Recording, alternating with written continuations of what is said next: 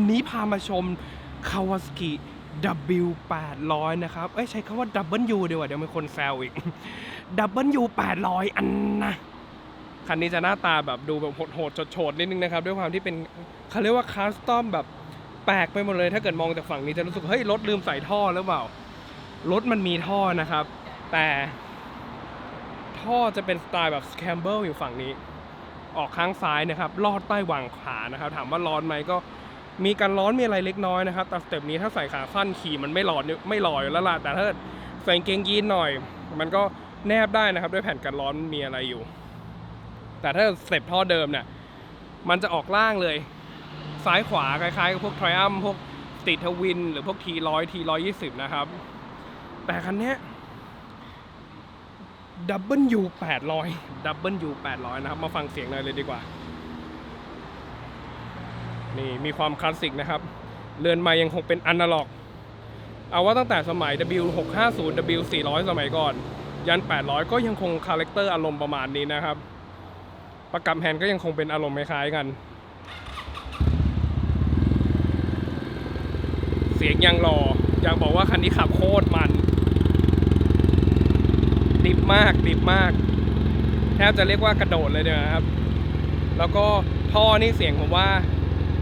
ได้ลมใช้ได้เลยแล้วก็เอกลักษณ์ตัวนี้นะครับไฟออกมาจากโรงงานเนี่ยจะเป็นไฟหัวกระสุนเลยนะครับแม่ทำไมเชิดจังไม่เชิดละ มีตะแกรงด้วยสเต็ปของรถสแคมเบอร์นะครับ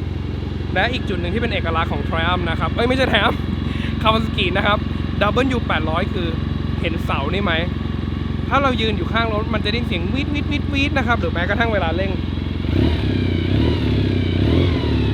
มีเสียงวิวนะครับถามว่าเพราะอะไรเครื่องยนต์นั้นน่าจะเป็นเครื่องยนต์2สูบนะครับ800 cc ลูกสูบจะขึ้นคู่360องศานะครับแต่จะสลับฝั่งจุลระเบิดกันจะคล้ายๆกับอารมณ์ของตัวตระกูลพวก Triumph สมัยยุคของ Air Cool นะครับแต่ตัวเนี้ยก็คือเอา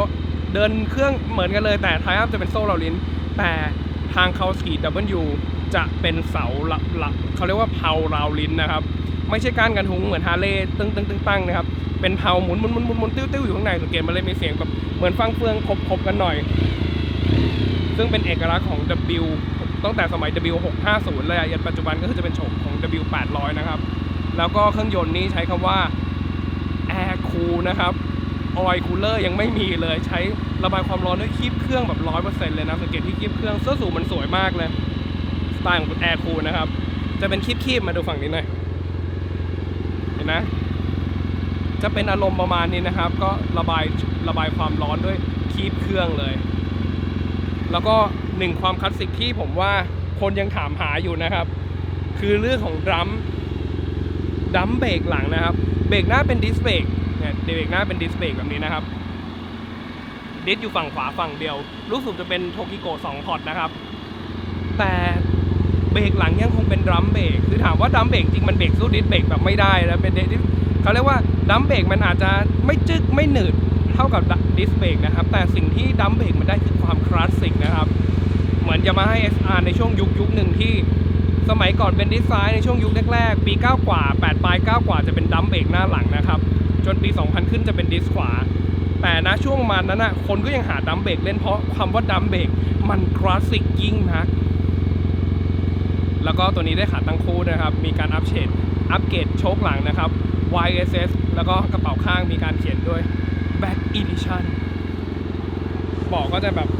อันนี้จะสไตล์แต่งแบบดิบหน่อยแต่โดยรวมผมว่าสวยนะสวยและอยากบอกว่า W ผมว่าเป็นคาแรคเตอร์ที่ถามว่าเหมือน Triumph ไหมในช่วงยุคหนึ่งครับคือ Triumph ตระกูล T100 มันมีมานานแล้วแหละมีมานานมากๆนะครับบางคนก็แซวว่า Kawasaki เนี่ยทำ W มาตีเขาเรียกว่าทำมาเพื่อเหมือนทำให้เหมือนในตระกูล T100 นะครับแต่เอาจริงผมว่าคาแรคเตอร์2รุ่นนี้ไม่เหมือนกันKawasaki ยังมีความที่ผมว่าความดิบความสนุกความเขาเรียกว่าทั้งดิบและนุ่มนวลผมว่าในช่วงยุคตระกูล Triumph ถ้า Triumph ยุค3สูบไม่ใช่ Triumph ตัว2สูบเนี่ยนะแต่วางเข้าเวทที่360องศาอันนั้นมันจะนุ่มนวลเลยแต่ต้องลองมาขับ W จะรู้นะครับสมัยตั้งแต่ W650 ละเป็นอะไรที่ทำไมรถมันขับดีวะ แต่ถามว่า W800 ต่างกัน650เยอะไหมสำหรับคนที่เคยขับ650คาแรคเตอร์คล้ายกันแต่ผมว่ามันแรงกว่าด้วยความที่เครื่องยนต์มัน800 cc แล้วมัน2สูบลูกโตนะครับถังน้ำมันก็ยังคงเป็นอารมณ์นี้นะครับตั้งแต่สมัยยุคปี 2000 ในตัว W650 ละดีไซน์ผมว่ามันใช้แบบเหมือนเดิมเลยประมาณว่าออกแบบมาตั้งแต่วันนั้นก็ใช้ยันวันนี้นะครับแต่โอเคอาจจะมีการเปลี่ยน cc จาก650 650เป็น800ในยุคปัจจุบันนะครับแต่อันนี้อาจจะดูไม่ได้มากเพราะว่าอันนี้นี่เปลี่ยนแทบจะทั้งคันแล้วล่ะมีแค่โครงกับเครื่องกับถังนะครับที่เดิมนอกนั้นแต่งหมดเลยล้อซีลวดหน้าถังมาดูราคาหน่อยดีกว่าราคาหน้าร้านนะครับ 249,000 บาทเลขไมล์ 13,000 กิโลนะครับอย่าบอกว่าราคานี้เดี๋ยวมาหน้าร้านมาดูรถก่อนละกันเอาว่าถูกใจเดี๋ยวผมใช้คำว่าลดได้หนักมากลดได้หนักมากนะครับชั่วโมงนี้บอกเลยว่ามาดูแล้วกันถูกใจเรื่องราคาคุยกับเซลล์ได้เลยเดี๋ยวลดได้ไม่ใช่ปัญหานะครับ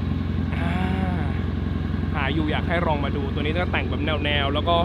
ผมว่าเป็น W ที่ถือว่าขับมันไม่เป็นอารมณ์คลาสสิกคือคาแรคเตอร์มันกลายเป็นรถสแคมเบอร์ไปเรียบร้อยแล้วล่ะสแคมเบอร์ไปแล้วนะครับเบิ้ลให้ฟังหน่อยดีกว่า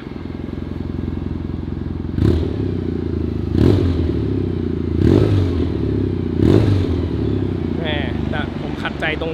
กันไขเนี่ยเดี๋ยวอยากถ้าถามผมลอกออกนะแต่ไม่อะไรแปะไว้แล้วกันเผื่อเจ้าของใหม่ให้เขาเลือกว่าจะติดหรือลอกออกนะมันดูสปอร์ตเป็นอะไรจริงมันควรจะแกะออกแล้วดูเข้าเลยแหละว้าวันนี้เรื่องราวโดยประมาณนะครับพามาชมมอเตอร์ไซค์หน่อยอันนี้ถือว่ารอโดนใจจริงๆโอเคแล้วเจอกันใหม่คลิปหน้าสวัสดีครับ